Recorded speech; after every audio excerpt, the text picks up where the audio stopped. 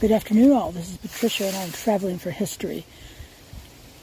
I'm in New Haven, Vermont at the Evergreen Cemetery, and this headstone caught my attention because Anson Bird, according to this, was assassinated in California November 21, 1858 at the age of 58 years. Well, let me share that story with you because I would say it was more than assassinated. He suffered a grisly murder.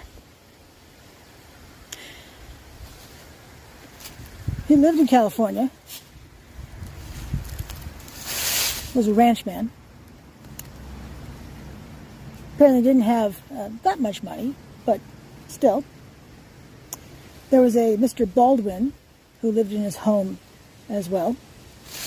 And when his son, an adult, was about to leave for a 2 or 3 day trip, according to the son, he had taken essentially all the money that Mr. Bird had. I think he was going on a buying trip. It wasn't just Mr. Baldwin and his father on the premises, but also this young Indian servant boy who was about 20 years old.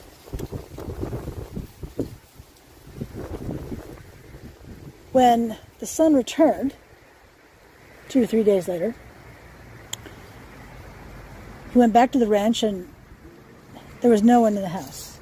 He went looking around. He discovered that 3 horses were gone, and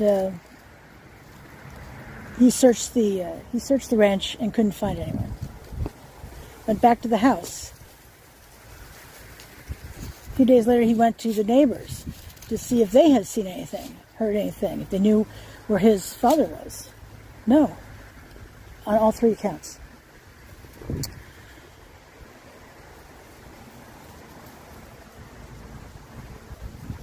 So he went back out, looking around the farm, and then realized that he could see drag marks in the ground.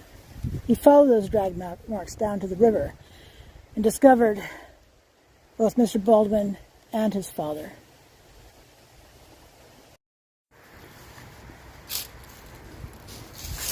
These men had been killed with an axe. Their faces mutilated.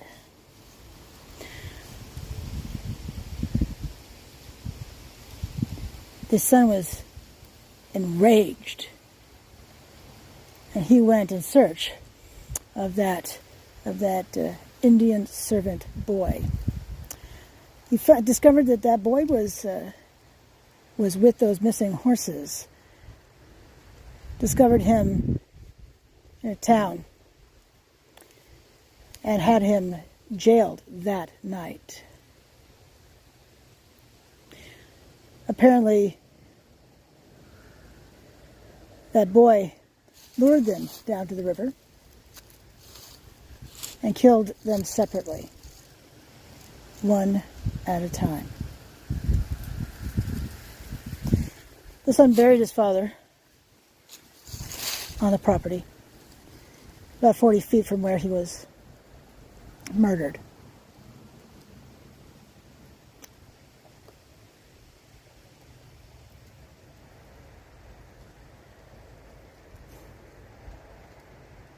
Terrible way to die, considering he was in fair health and in good spirits when his son left. Just a terrible way to die. This is Patricia. I'm traveling for history. Thanks for watching, and I shall see you soon. Bye now.